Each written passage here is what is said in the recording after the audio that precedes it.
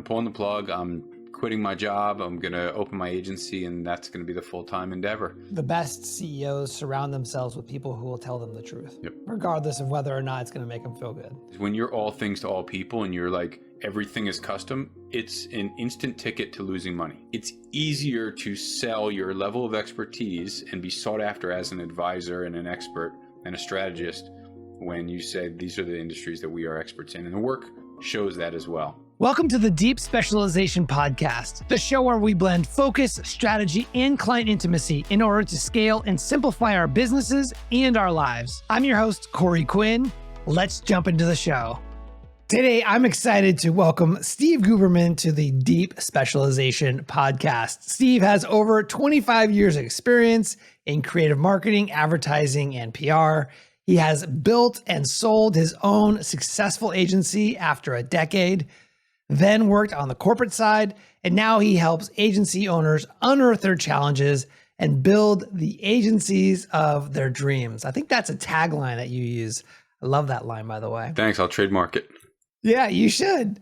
Steve's the founder of Agency Outsight and the host of the Agency Bites podcast. Welcome, Steve. Thank you. It's good to be here. Excited to get into this with you. Yeah, absolutely. It's always great to get another agency expert, pro, and coaching consultant on the show. I always learn something. So this is going to be awesome. So given your agency background, you've been in-house, you've worked in-house, you've owned an agency, now you're an agency coach. How has all of this experience helped you to really have a perspective on what makes a great agency or make an agency successful? Well, that's a great question. The first thing that comes to mind is, when and I'm sure you do a lot of mentorship or talk to college kids and they're like, where do I go from here? And you're like, get an internship in-house and then at an agency and then at a bigger agency and then at a bigger, and like that way you've got a flavor of like what you like, what you don't like, where you thrive, where you don't thrive. I feel I have a really diverse background because I've been in the hell pits of corporate and I've worked at different agencies and interned at different agencies and had my own shop and then worked at a few other places. So the diversity of like my experiences, I think just gives me that much more value of what I can bring to helping other agencies. But ultimately, that business, whatever business it is, needs to, I think, adopt the values and the personality of the founder and their vision. And so whatever their background is going to define what their vision for the business is and what values that they operate under. Okay, so I want to get into that. But first, along your journey, I want to know, of all of the different stops along the way, which was your favorite? Honestly, I had an internship when I was in college for a good friend, Alan Brooks, in Princeton, New Jersey. It was called Alan Brooks Design. He later brought in a partner and rebranded under Verge 180, I think. Yeah, I think that's what it was. There was a number there. I think it was Verge 180. And I learned so much there. I got so inspired there. I got to like really be hands-on as a college student, as an intern, touching client work and designing and building paste ups and mock-ups. And so that set my like design career on fire, like in the greatest of ways. And Alan and I are still friends, decades later. So. Oh my God, that's amazing. Yeah. So it's safe to say, so you were mostly, your skill base, at least originally, was on the design side? Yeah, I went to school for design. I've been an artist my whole life. And sadly, I do very little design these days. And tell me about the agency you launched and eventually sold. So the agency was called Fifth Room Creative. We were in Denville, New Jersey. So we were living down the shore in New Jersey. That's a ubiquitous term if you're in New Jersey, down the shore. And I was freelancing. I was working for an agency full-time as a creative director and freelancing on the side. And freelance rates down, at the Jersey Shore at the time were like 35, maybe $40 an hour. And I had friends that were in North Jersey, just outside the city, and in New York City, and they were like, 75-ish bucks an hour. And so we had an opportunity to move north. My wife at the time had a baby. We had another baby on the way, and we were like, let's move north. And I said, I'm doing it. I'm pulling the plug. I'm quitting my job. I'm going to open my agency, and that's going to be the full-time endeavor. And so a lot of what I modeled the agency after was what I learned at my friend Alan Brooks' agency, Verge 180. on how we did proposals and how we sought out clients and how we priced things. So I learned a lot of the operational side of the business from him, but I wanted intentionally to stay very boutique, 5-6 people. I wanted, the services that I wanted to do were the things that I loved delivering. So again, it was very much built around me and my personality for the first bunch of years until we grew beyond that. Yeah, and I think you had it for maybe 10 years. Is that correct? Yeah, we sold just after the 10th anniversary. And what year was that? I'm curious. 10 years ago, so 2015, 14 or 15. 10-year anniversary of the say, selling your 10-year-old business. Yeah, that's exciting. Yeah. And now obviously you're focused on agency coaching and mentoring. I'm curious, since I'm really focused my career on specialization and the impact in specialization. I was curious to ask you, from your perspective and your experience, what role does specialization play in agency success? And, what are some ways that you guide agencies to find the right niche? What are your thoughts about that? Yeah, I mean, I fought niching for years at my agency, and we floundered around a lot. And we had some, through a discovery process, we realized, all right, we were niched in a number of verticals. But I thought, I don't want to get bored and just do, fintech or higher ed or whatever. So I had this egotistical creative mind of, very prima donna, I'm going to get too bored. And I think a lot of creative professionals have that. And so I didn't realize the value in owning either a horizontal or a vertical niche. And so, for the first few years, we were all things to as many people as we could convince that we were all those things for. You need this? Oh yeah, we can do that. Oh yeah, we can do that. Challenges there are multitude of challenges. The first is I don't know who to market to. I don't know where to spend my time marketing if I'm not, niched in a certain vertical or specific grouping of verticals. Services we did hone down to branding and web, and we stopped there. We didn't do, ongoing marketing. We branding and web. Branding comprised graphic design and identity and things like that. But it was all around the visual part of it. So we'd bring in people to help us with like mission, vision, values, and strategy and things like that. Yep. And the other challenge is when you're all things to all people and you're like everything is custom, it's an instant ticket to losing money. There was no systemization to things. So we would build websites, we'd charge 20, 30 grand and realize we just lost $10,000, $13,000, $15,000 on something. Why? We've done this 1,000 times. And because we didn't have a specialization or anything productized, we just kept losing money on certain things like that. So a lot of challenges in not niching. I worked with a business coach probably in my second or third year of business. He convinced me to take a shot and niche down into a number of verticals, leaning on also, the Blair Enns Win Without Pitching manifesto of kind of the three-legged stool. I've really been, nervous about three. And so I leaned on 4 legs of the stool because, all right, if one goes away, you've still got 3, you can still stand on, so very, very literal analogy for me because I'm a literal kind of person. But so we ended up in consumer tech, higher ed, financial services, and there was a fourth that I just can't seem to recall anymore because it's been a decade. Sure. Yeah. And so in coaching your clients, if you have a client agency who you work with who's coming to you and maybe struggling with some of these things, do you typically guide them to specialize? Is that something you find is good advice? Yeah, I mean, when I get to coach an agency, that's probably the most repetitive thing that we get into is I know I need to niche, but I don't want to. You need to be niching. It takes courage to make that decision and to really hone your agency. And one of the benefits of owning a or multiple verticals is we want to be seen as experts. We don't want to be seen as you're a generalist. Great, maybe I'll hire you. And then there's the desperation of please hire me, please hire me. And when I show up as an expert and, my agency is the best B2B tech, branding agency in the world, well, now people are going to seek me out. And when they do, they're going to see me as, I'm the expert. I'm going to follow your lead in how we're going to engage. I'm going to follow your lead in what you say this is going to cost. There's no negotiating in how things get done because you're the expert in B2B tech branding. And if you're a generalist, it's like, And literally I just had an amazing interview with Blair Enns, and we were talking about this exact topic. And so, it is not easy to say, I'm going to say no to consumer packaged goods. I'm going to say no to digital marketing, and I'm going to stay in my lane.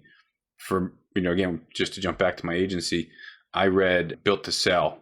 Went camping on a solo camping trip in a weekend. I'm not a great reader. I read that book in a weekend, and I got back to the agency on Monday, and I said, team meeting, we're gonna make some changes. So when I'm coaching agencies, it can be, but it doesn't need to be this whole re-identity of the agency. Yeah, we got to reposition some messaging. We've got to retarget who we're going after in our marketing and how we're talking about, how you're talking about sales. But it's easier to sell your level of expertise and be sought after as an advisor and an expert and a strategist when you say these are the industries that we are experts in. And the work shows that as well. Is there a process that you take them through to get them from being a generalist to a specialist in a vertical market or a niche? What are best practices there? Look at the body of work. Maybe they've been in business a number of years and they've, got, a smattering of portfolio or case study work. Find the ones, go through the process of breaking it down. These are the industries that are the most profitable. These are industries that let us do our work the best. There's not too few and not too many potential clients, right? There's got to be the right amount of clients, because if there's too few, there's not enough work to go around. If there's too many, then you don't know where to shop and where to find them. But go through the body of work and bring the team into the process and say, all right, these are the 7 industries that we've got a good body of work in, that we can say we've got 3 or 4 examples here and 3 or 4 examples here, and which industries are meaningful to the team, are historically profitable. We would do this kind of on an annual basis. I do this on a regular basis with clients. Take your body of clients and do a review on them of who trusts you to do your job, and who are your really good clients, and who are the biggest pains in the ass and the biggest time sucks, and the high touch and low pricing, and use that to guide of, let's own these 3 or 4 industries, or just this one industry is fine too. Yeah. I think it's a risk, and I think it's a risk that pays off in spades. Why do you think it's perceived as a risk? Why does it take courage to do this? If I say no to, I'm going to say no to all these other industries that aren't, by the way, knocking on our doors anyway, just to focus on these 3 or 4 industries. Again, I think it's like closing off the ego that there's these billions of other businesses that might want to work with me. They might, but they're not going to come knocking. So, I think it's a risk in that sense. But when we say no to the wrong opportunities, we leave room open for so many more of the right opportunities. And so I think that's something that gets missed. I want to dive into some mindset and goals for agency founders that you may be working with. I've heard you talk about the importance of aligning goals with your values. What's a way for agency owners and founders to clarify their vision and to sort of avoid the copycat goals that you talk about? Yeah, I think copycat goals are so toxic.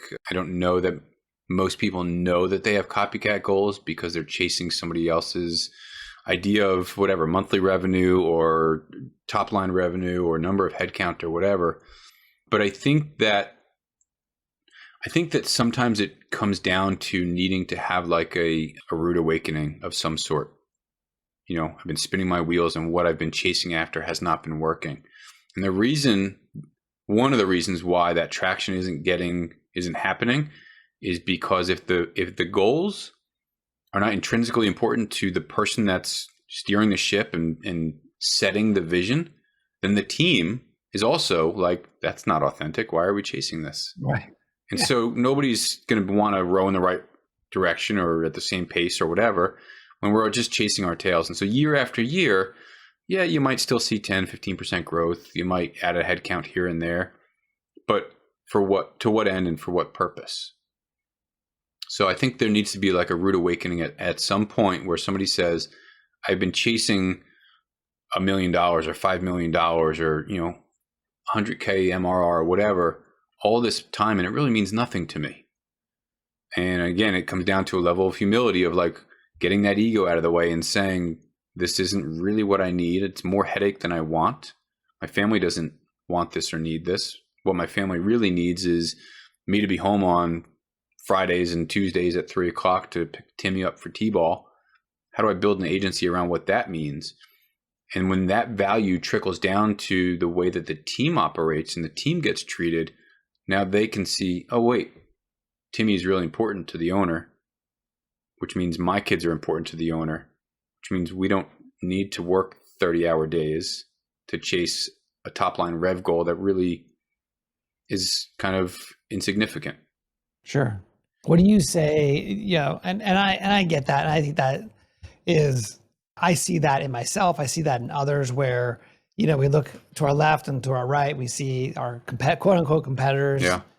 And we all of a sudden compare ourselves to them and say, okay, well, the funniest, to me, not funniest, but the most ironic metric, at least in my agency days, was always how many employees do we have, right? That was a vanity metric that was really important to the CEOs that I worked with, when in reality, if you think about it, you don't want an agency full of thousands of people, right? Yep. Because that's your biggest expense. You much rather have the revenue, but none of the people. But I think what you're sharing, this copyright goals, is very powerful.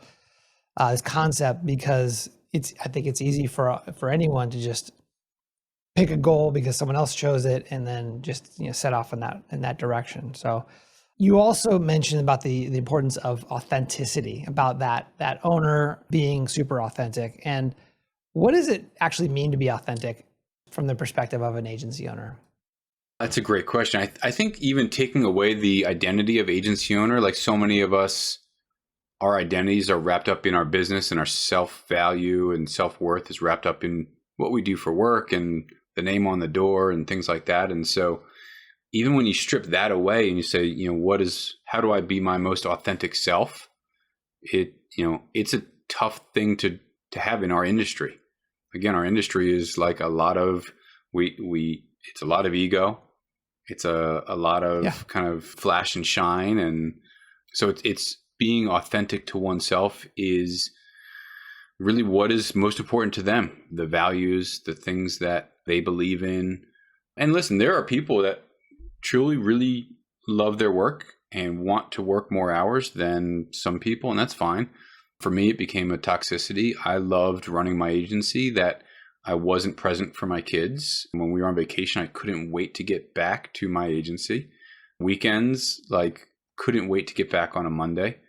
So I think people need, if they want to understand their own authenticity, I don't ever want to tell anybody what they should or shouldn't do. But if that's important to them, step away from the computer, the phone, do some journaling about what means something to them and not what they see in other people.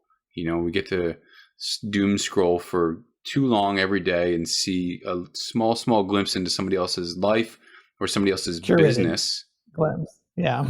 And so that kind of that muddies the authenticity that I get to have about who I want to be and how I want to show up for other people every day.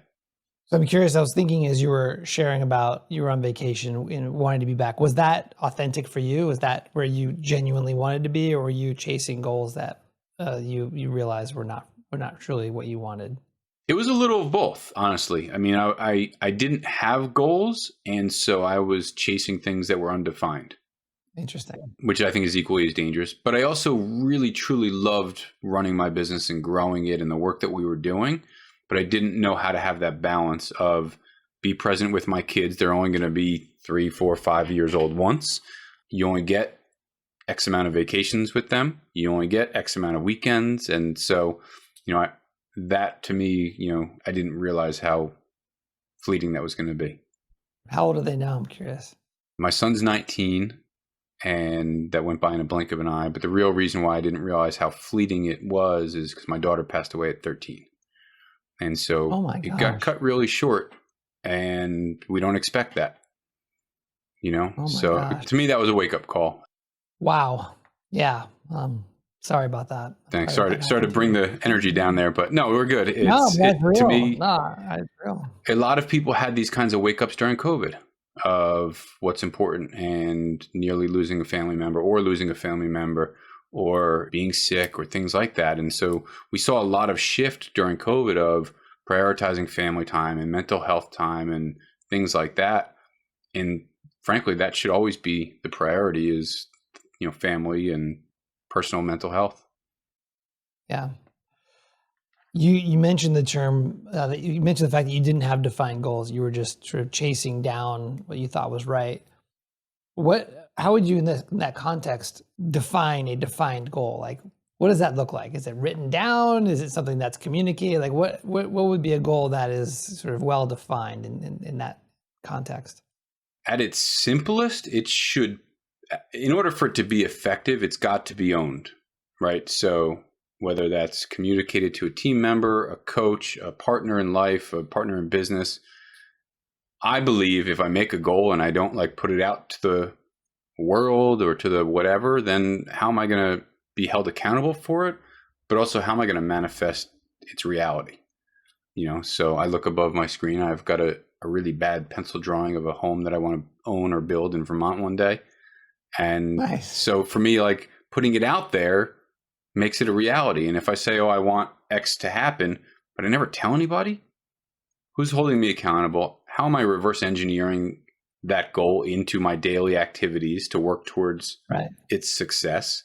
So yeah, I think a goal without putting it out there is really useless. Yeah. It's too easy to hide. Yeah.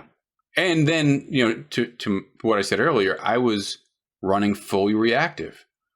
I was not being proactive in order to accomplish a thing. I was being extremely reactive in all of my sales and all of my marketing, in growth, in budgeting, in every aspect of running my business, because I didn't have a set of goals that said, here's where we want to be in Q1 and in Q2 and in Q3 and beyond. So yeah, without any goals defined, there's no way to be proactive in anything. As you were kind of going through this mental transformation, going from reactive to being more proactive, what changes did you see in the agency? What changed? So I got a coach.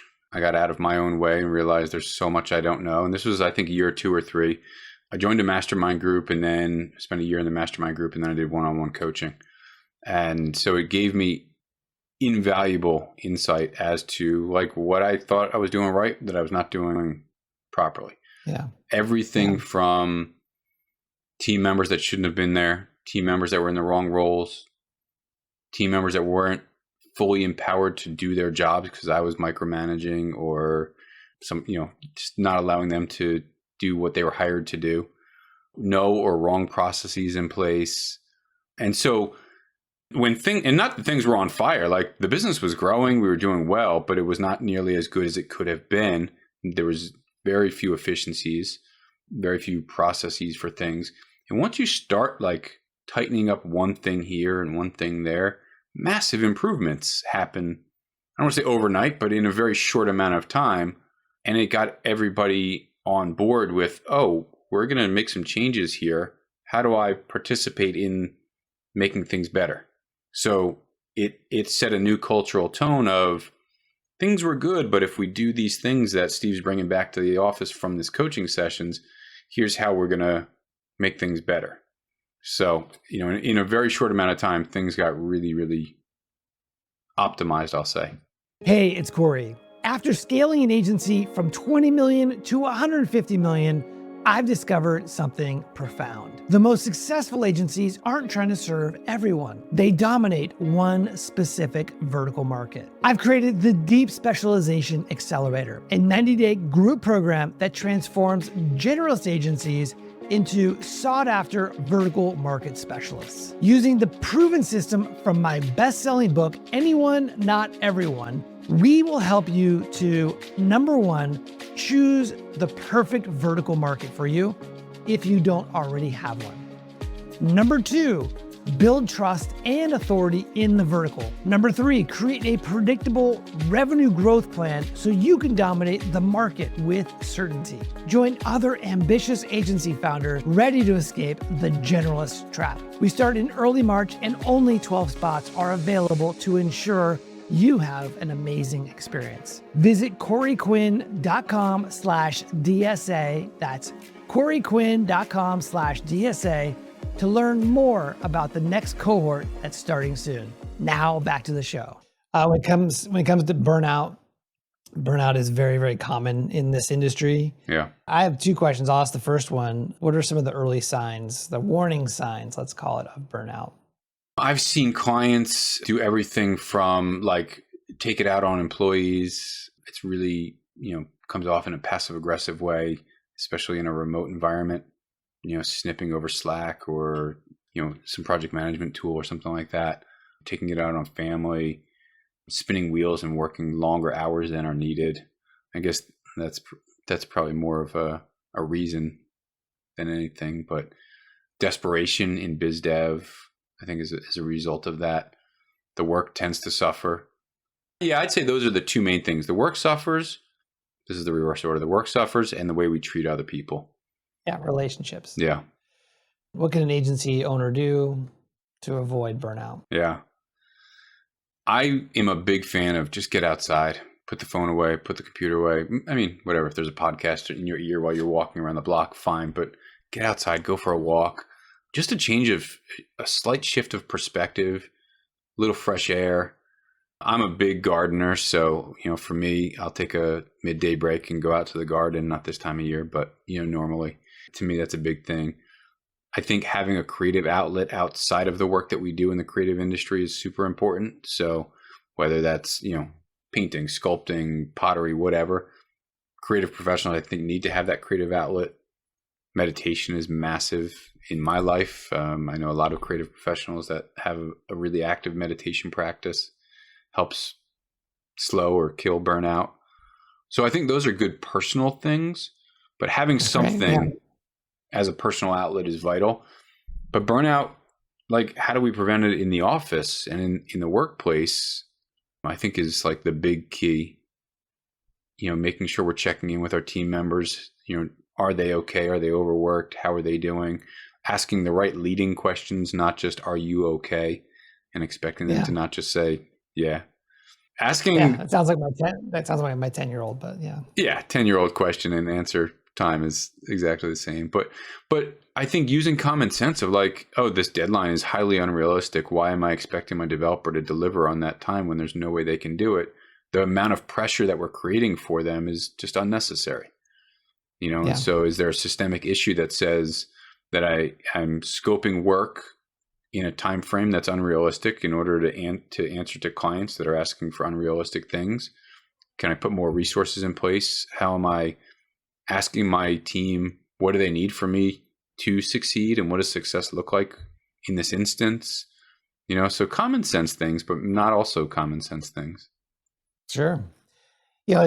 These are very rational things for business owners to do, right? And I think business owners, we are very emotional, right? We work from the gut. Yeah. And I think that goes to, for me, it goes to the importance of having a coach and having a guide who can have maybe an outside perspective, have the wisdom of being through that experience themselves and come out the other side to help us be more grounded. So yeah. So it's interesting because when I work with agencies with a leadership team in place, not just like, these are my 4 or 5 employees, but like a true leadership team, I'll do sidebar conversations with them in a one-on-one and like get a barometer. Yeah. And I'm not, a specific leadership coach. I'm not a specific cultural coach, but it's important to get an understanding of where are they and how are they feeling about their boss and the teams that they run and what the overall cultural temperature is, and anonymize that data and bring it back to anonymize where needed and bring it back to the owner who I typically work one-on-one with. Say, here's the energy that I'm getting. Here's what I'm seeing. How can we, do some work to make some changes here so your PM team isn't so overstressed or your dev team has more lead time or, things like that. So asking the right questions, it doesn't take a lot to be human in how we work with our teams. Absolutely. I think I'm just reflecting on one of my agency experiences when I was on the executive team. What I noticed was that the founder CEO, who's very charismatic, would not get real answers from people. Yeah. You may ask the right questions, but people don't want to disappoint him. They don't want to upset him. They want his respect and so on and so forth. So there's that whole dynamic where Yeah. It reminds me of a saying one of my mentors shared with me, which is that the best CEOs surround themselves with people who will tell them the truth, Yep. regardless of whether or not it's going to make them feel good. But think about the dynamic there. They're surrounding themselves with people that will tell them the truth because they're giving that space for them to tell the truth. There are so many CEOs. Leadership. Yeah. There's so many CEOs that the wall is there and they don't want to hear what your problem is. Just get your job done. Right. So it starts with the top of having the open containers of, hey, my door is actually always open. And I want to hear from you and what challenges you have. And then creating that environment where leadership and middle management and all the way down to whoever does the whatever is, sweeping the floors or whatever, feels open enough to say, here's a challenge that I have and I don't know how to work through it. And not having that openness is so toxic for mental health, like we're talking about, for productivity, for efficiency, for profitability, which is frankly why most people open a business in the first place.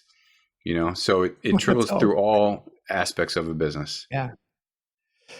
Okay, so we've talked about aligning goals. We've talked about the power of authenticity. We've talked about ways to avoid burnout. Let's talk about building a vision. You have a magic paintbrush project that helps agency owners to create a vision for their business. Could you tell me more about that?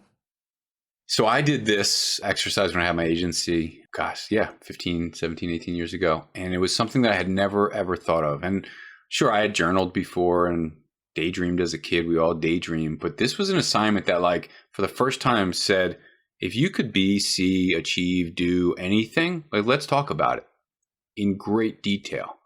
So it's an exercise that I take agency owners through that it's a single prompt of spend some time in an environment that you feel comfortable opening up in.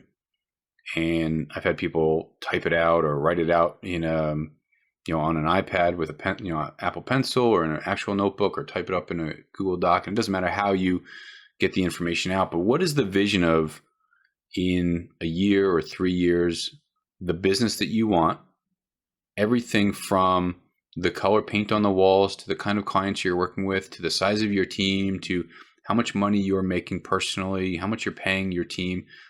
Truly get into as much detail of what this, at this point, fantasy picture is. And it's a really magical opportunity to anything goes. And there's no wrong answer. And there's no shame in whatever somebody might want. And they just get to be free and say, here's what I envision. And similar to asking about goals before, is that if I don't communicate it to somebody, there's no way it's ever going to happen. Because once I see this magic paintbrush exercise on paper, and I think it's really good to redo it every few years, like every 3 years or so.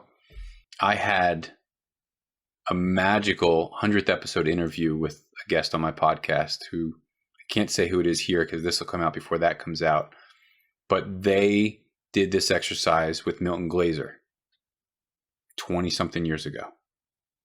And so it was for me super exciting that this person who I invited to be the 100th episode, a massive impact on an industry person, had done this with Milton Glaser of all people. And it's an exercise that really was game changing for me, that I've seen change the game for many agency owners as well. So You've got this picture, this magic paintbrush. How do you turn that into actual real actionable goals, tactics on a day-to-day basis? And there's a lot of reverse engineering, and there's a lot of breaking it down into, is that reality? Is that attainable? Is that something that I can actually turn into measurable actions? And then how do I break it down into, all right, in 3 years, this is where I want to be. What does 2 years look like? What does a year look like? What does monthly and daily activities look like? Yeah. It's so powerful. Just to share, I read a book by Dr. Benjamin Hardy talking about your future self. Okay. And similar concept where it is your future self writes a letter to your current self. Yeah. About what life is like in the future, and giving the present self, the future self, giving the present self advice on how to, on how they're doing and how to get there and all these great things. It's great. It's something I read almost daily. I read that future letter to myself. My future self is calling me. So it's really nice. Yeah, I've done that exercise, not in the business, but in some personal and spiritual work I've done, where send yourself a letter. So we did it in a group, and we'd write ourselves a letter, and we'd give it to somebody else. We'd say, in 6 months, mail this to me. And so for me, it was out of my brain because I gave it to whatever, Bennett or somebody else. And in 6 months, they mail it to me, and I get this letter. I'm like, that handwriting looks familiar on the outside of the envelope. Whose horrible handwriting is that? It's mine. Yeah, right. And I'd get this letter, and with varying prompts of, what do you wish for yourself over the course of the next 6 months, or what do you want to release over the next 6 months, or things that you're doing that you want to stop doing, or all kinds of different things. But there's great ways and great activities similar to what you're talking about, where you can advise your future self, or give yourself future prompts. It's beautiful. Yeah. Let's move on to a topic that is very painful and practical for the world we live in, which is about delegation and growth. You've mentioned in previous interviews that owners hold on to too much. Why is delegation so hard for us? I mean, the obvious, we're control freaks. Speaking personally, I'm not going to throw it out to too many people, but that's the reality. It's my business. My name's on the door. It's got to be just right. And if it's not, who's it going to fall on? It's going to fall on me. And, so I think it's a very toxic mindset. It's a very limiting mindset.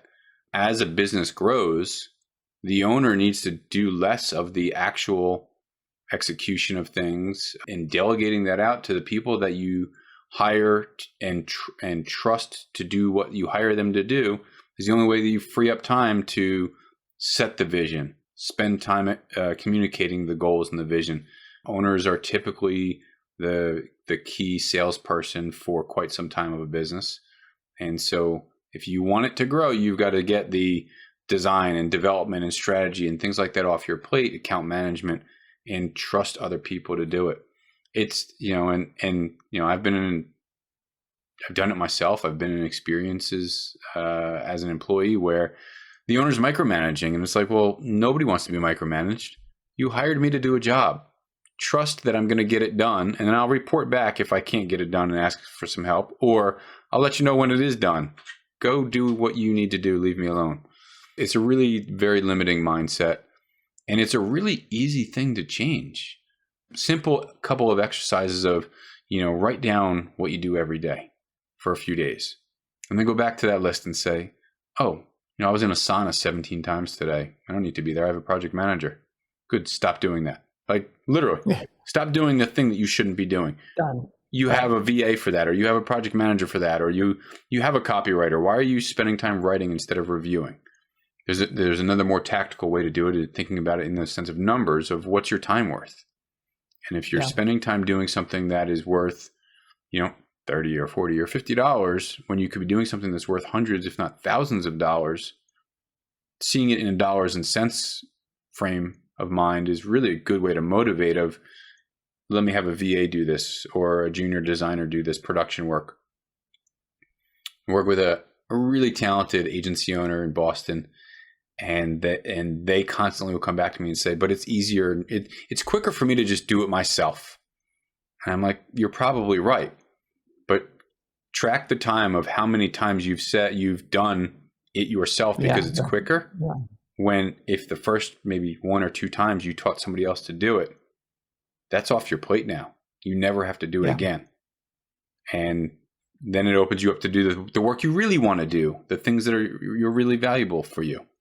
You mentioned briefly about that a founder or the owner is the last person to hold on to sales the longest. What is a process that you help agencies with to get that owner out of that sales role? Like how does that actually happen? I think it's one of the trickiest things to make happen, to hand that baton off successfully. I think it starts with documenting processes and doing that for like a year or two of how are we getting our clients? Where are the most valuable clients from? What's our messaging? How are we approaching things? How do we pitch or not pitch? How do we do our proposals? How do we price things? And like building that playbook, like probably you do with a lot of your clients, of what does the sales process look like here? and then finding the person or people that I can start part and parceling off this to. I've seen it fail more times than I've seen it succeed, bringing somebody else in and taking it off the owner's plate. If you think about the way that these businesses typically start, I'm at an agency, the owner sucks, I'm going to go launch my own thing, and my first clients are my neighbor, my mom's, hairdresser, and my old clients, and, one of my old bosses. So it's all tied to, it's webbed to me. And that's what my agency was. It's most of my clients, clients are. How do I now build relationships and forge new endeavors that have nothing to do with me? And that's where I think a sales process really starts to, cook with fire. And you've got a process that either goes out to the places where the right opportunities are, and that brings us back to half an hour ago when we were talking about niching, knowing where to be. Yeah. And knowing how to message things. Even better than that, when people seek you out because of how expert level you are and what you do and in the industries you do it, when somebody else is fielding those inquiries and the owner doesn't need to do that. Right. Yeah. So, yeah. Good. That's awesome. You said that the processes are scalable. People are not. Yeah. Can you elaborate on that? Yeah. I mean, we can only give so much work to somebody, right? And so there's a finite amount of, let's call it 6 billable hours in a day, 8 or 9 actual hours in a day, 7 billable hours, however you want to slice it up. There's a finite amount of time that I can do something. But if I can systematize it, and now with automation and AI, I can optimize what that time and how it's executed. The beauty is I can plug in 2 people to a system, 3 people to a system, and they can spread the work out amongst them. Or if, Susan wins the lottery and doesn't show up tomorrow, I have a system. I like to use that instead of saying got hit by a bus. It's much more elegant. Yeah. I like that. I have a process that I can hire somebody and say, hey, Susan's off in, Montego Bay. Can you come and jump in where they left off? And I've got this system outlined of step 1, 2, 3, 4, 5, if this, then that, get this done. So, I'm a big fan of documentation, and to me, that's what I mean by systems are scalable. Is it's got to be documented. I don't care if it's in a Google Doc, if it's in Notion, Asana. We used for years a WordPress theme that was a wiki theme. I still have it as an archive on my desktop. It's the Fifth Room Creative Bible. I've helped agencies set those kinds of processes up where this is where we document things, and this is how we onboard a client. This is how we qualify or disqualify a potential client. This is where our handbook is and what's in our handbook for employees. And so documentation for systems are essential for scalability. Yeah, I think people are just not scalable. We are so finite. It's sad. Well, you said the word of the hour, which is AI. Yeah. How do you see AI impacting the business of being an agency over the next couple of years? I think it's almost irresponsible to look out that far out years because, man, it's happening at break speed. But we'll say 2025, maybe into 2026. What we saw last year was agencies that were afraid to embrace AI. They're likely not in business, or they won't be in business for very long. And so being scared that AI is going to take a job or replace an agency, I think is fear-based. And I think that if we want to be successful and leverage AI, then let me re-say that, not say it in a different way. If we want to be successful with AI as it exists, then we need to embrace it. We can't ignore it.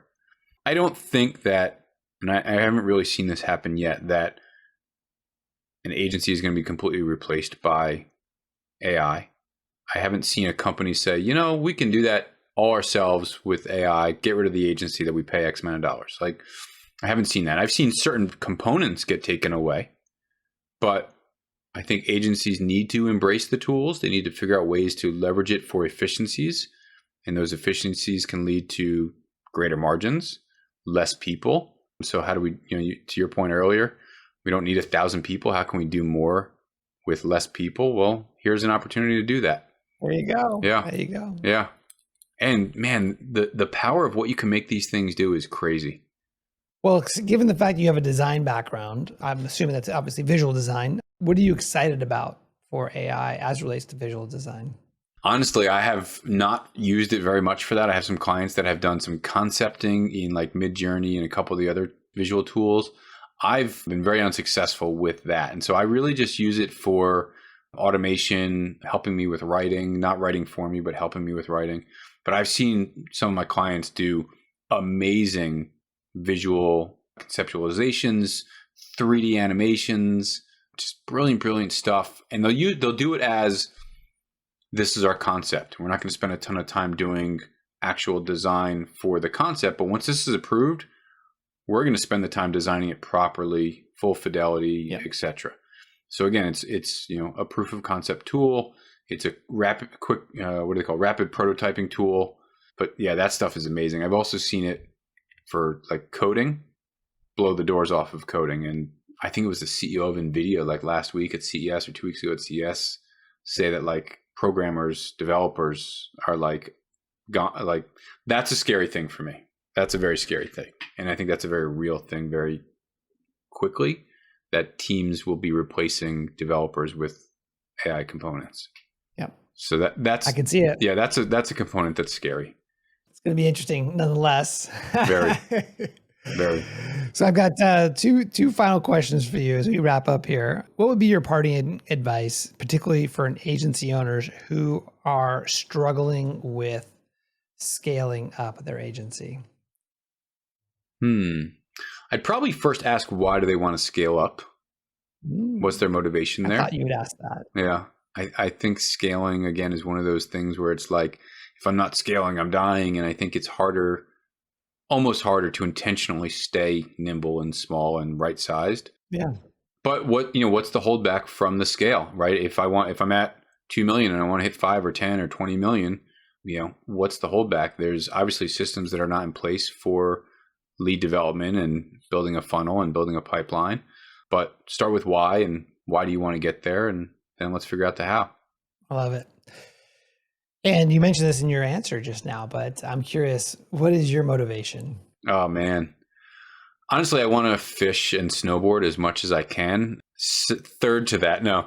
So I have a very strong calling to be of service. And that is a calling that I listened very, very intimately to 5 years ago when I launched Outsight, and that I want to help business owners, specifically in the creative industry, because that's the expertise area that I have, live better lives, run better businesses, because it's call it a trickle down or a butterfly effect or a ripple effect, that if I can help an owner build a business that is operating more, this is the worst grammar ever, don't shoot me, more optimally, their team has a better life, their family has a better life, their team's family has a better life, their clients get better work out of them, therefore their clients succeed and have better lives. And so, listen, it is a far stretch from curing cancer or putting out forest fires, but it's what I know. And so if I can be of service